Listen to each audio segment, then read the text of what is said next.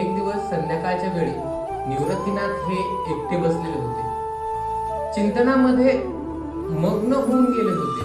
त्यावेळी ज्ञानोबाराय जवळ आले आणि म्हणाले, दादा, मी पुढे जावे म्हणतो.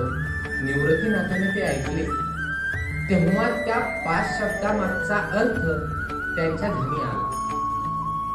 ते म्हणाले, तू काय सांगतोस?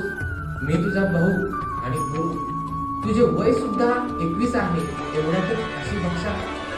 तेव्हा ज्ञानदेव म्हणाले, दादा, मला क्षमा कर. जशी परमेश्वराची आज्ञा झाली त्याचप्रमाणे सर्व कार्य पार पडले. त्यावर निवृत्तीनाथ काहीच बोलले नाही, गप्प राहिले. तीच त्याची संमती समजून ज्ञानेश्वर माऊली पंढरपूरला गेले. पांडुरंगाची आज्ञा घेतली.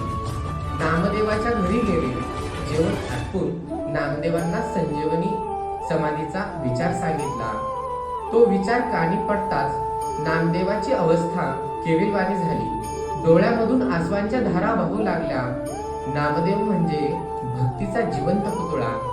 ज्ञानी असले तरी ते आधी भक्त होते. निवृत्तीनाथाप्रमाणे गप्प न बसता हुमसून रडू लागले. निराकार चैतन्याची साकार मूर्ती थोड्या दिवसात अदृश्य होणार ही संकल्पना त्यांना सहन झाली नाही. सहन काही होईना. मुखातून ही एकही शब्द फुटेना. तेव्हा ज्ञानदेव म्हणाले, अरे, या भोळ्या भाबड्या संतांना तुझाच आधार आहे. कार्तिकी एकादशीला तू आळंदीला संताहासह ये. मग द्वादशीच्या दिवशी काला होईल. त्रयोदशीला मी समाधी दिली.